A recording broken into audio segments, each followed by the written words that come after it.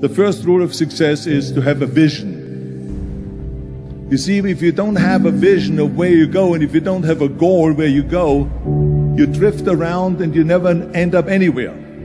It's like you can have the best ship in the world, you can have the best airplane in the world. If the pilot or the captain doesn't know where to go, it would just drift around. It would not end up anywhere, or most likely in the wrong place. So I was very fortunate that I stumbled on my vision.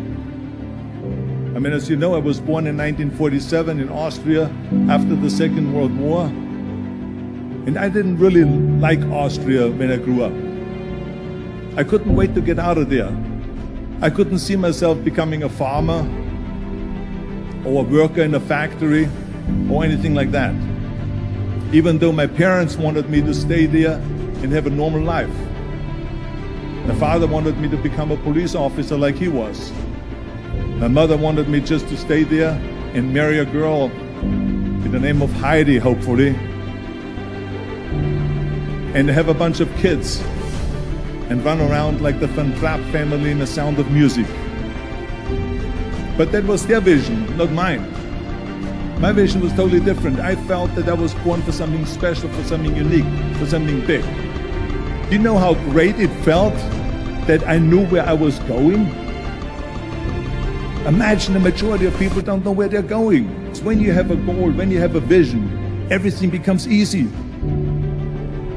Because remember that in America, for instance, when you study, you will see the percentage of people that like their jobs. 74% hate their job in America. Now, there is not much different when you come to Europe. The majority of people don't like what they're doing because they're really not doing it because they didn't have a goal and they followed this goal. They just aimlessly drift around, and then all of a sudden there's a job opening, so they get that job because you have to work. But then when you work, it's a chore. It's work. It's not fun. So if you think about, only a quarter of the people really enjoy what they're doing in life. That is unbelievable if you think about it. So I felt so blessed that I knew what I was doing. It's like a medical student that studies and knows he wants to become a doctor. You know where to go. So I knew where to go. So people always ask me, when they saw me in the gym in the pumping iron days, they say, why is it that you're working out so hard? 5 hours a day, 6 hours a day, and you have always a smile on your face. The others are working out just as hard as you do, and they look sour in the face. Why is that? And I told people all the time, I said, because to me, I'm shooting for a goal. In front of me is the Mr. Universe title. So every rep that I do gets me closer to accomplishing that goal, to make this goal, this vision turn into reality. Every single set that I do, every repetition, every weight that I lift will get me a step closer to turn this goal into reality. So I couldn't wait to do another 500-pound squat. I couldn't wait to do another 500-pound bench press. I couldn't wait to do another 2,000 reps of sit-ups. I couldn't wait for the next exercise, for the next half hour of posing and all the kind of things that you have to do to be a champion. And with the age of 20, I went to London and I won the Mr. Universe contest as the youngest Mr. Universe ever. And it was because I had a goal. So let me tell you something, visualizing a goal and going after it makes it fun. You got to have a purpose no matter what you do in life. You got to have a purpose. So that's rule number one, have a vision. Rule number two is, don't listen to the naysayers. Don't listen to the naysayers.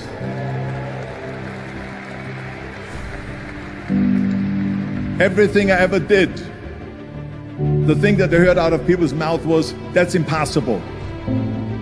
That can't be done. Or no. So whenever someone said to me, it can't be done, I heard it can be done. When they said no, I heard yes. And when they said it's impossible, I heard it is possible. I'm a strong believer of what Nelson Mandela said, that everything is always impossible until someone does it. Well, I'm going to be the one, I said to myself, I'm going to do it and I'm going to show it to them. Maybe it has never been done before.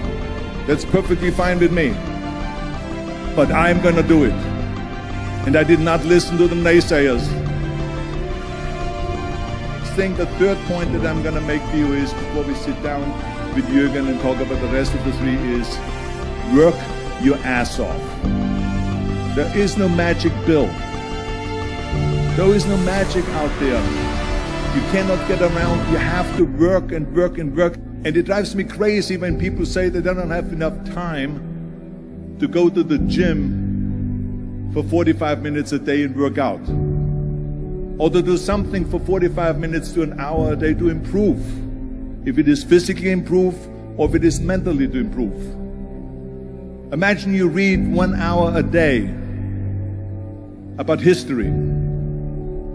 How much you will learn after 365 hours in 1 year. Think about if you study about the history of musicians, of composers, how much you would know. Imagine if you would work on a business, on some business that you want to develop every day for an hour. Imagine how further along you will go and get. So it drives me nuts because we have, when people say we don't have the time, we have 24 hours a day. We sleep 6 hours a day, so that gives you still 18 hours. And there's someone shaking their head out here in front. They say probably, I don't sleep 6 hours, I sleep 8 hours, right?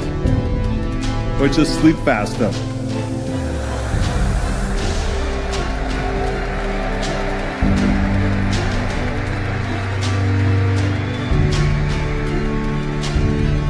So we have 18 hours a day.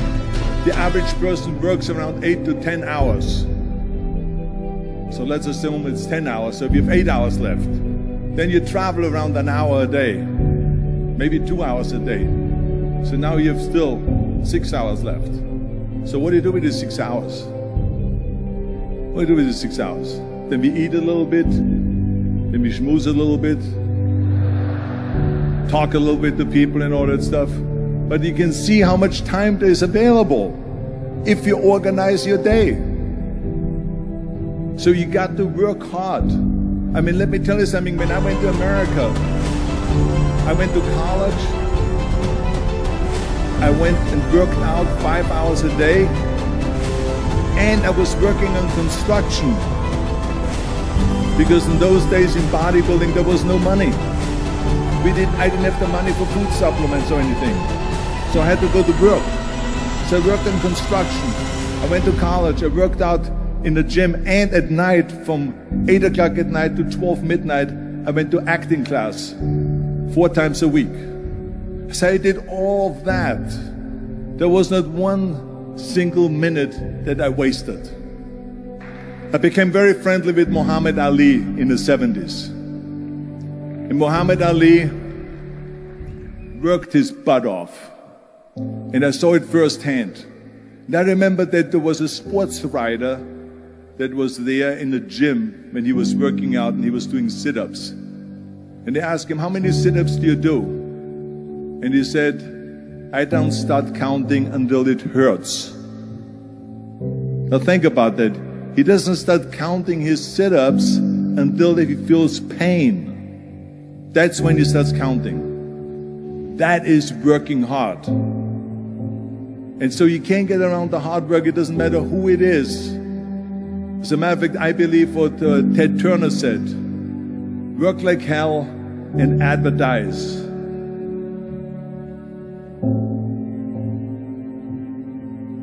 You get it?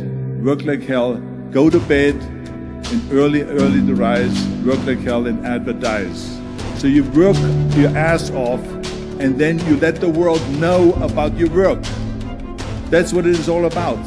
Let people know. If you have a company, if you have a movie, if you do a sports, work your ass off, but then advertise and let everyone know. I hate Plan B. And I tell you why. Because we have so many doubters, as I've said earlier, the no-sayers. We have so many of those people that say no and you can't do it, it's impossible. That is okay because we just turn off, as I said earlier, and we listen and we hear the no being a yes. You can't do it, you can do it, and all of that. So that is possible to do that amongst all the negative people around you. But when you start doubting yourself, that's very dangerous. Because now what you're basically saying is that if my plan doesn't work, I have a fallback plan, I have a plan B. And that means that you start thinking about plan B, and every thought that you put into plan B, you're taking away now that thought and that energy from plan A.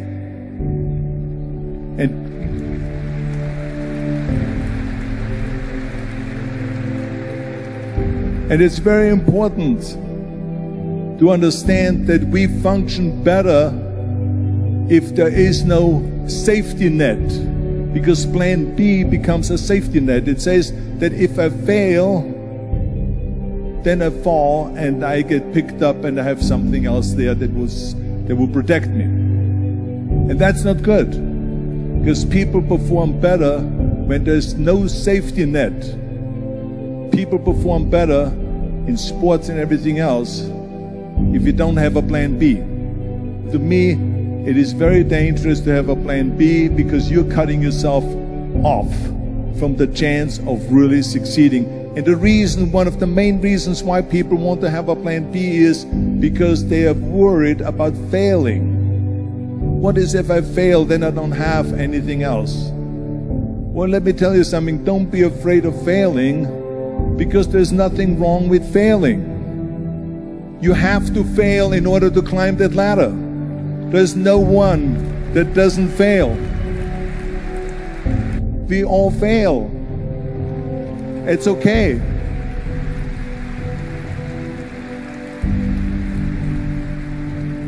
What is not okay is that when you fail, you stay down. Whoever stays down is a loser. And winners will fail and get up, fail and get up, fail and get up. You always get up. That is a winner. That is a winner. Hey, we all lose. We all have losses. This is okay. And this is why I say don't be worried about losing, because when you're afraid of losing, then you get frozen. You get stiff. You're not relaxed. You got to be, in order to perform well in anything, if it's in boxing or if it is on your job or with your thinking, is only happening when you relax.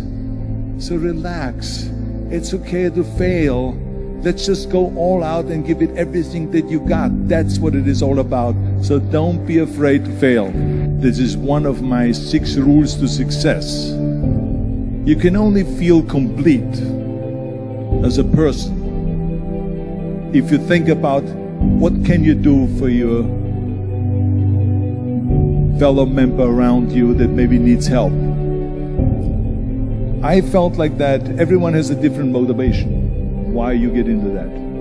I was an immigrant going to America, and I saw how America was the most generous country in the world. I mean, they opened up their arms to me, they helped me, they invited me for Thanksgiving dinner. The people, they brought me, the bodybuilders in the gym brought me plates to my apartment because I had no plates, I had no silverware, I had no bedware, I had no pillows, I had no blanket, I had no TV, I had no radio, I had nothing. They brought it to my apartment. They helped me. And I saw that firsthand, this generosity in America. And I said to myself, as an immigrant that is being embraced with open arms, that I need to go and make sure that I give something back.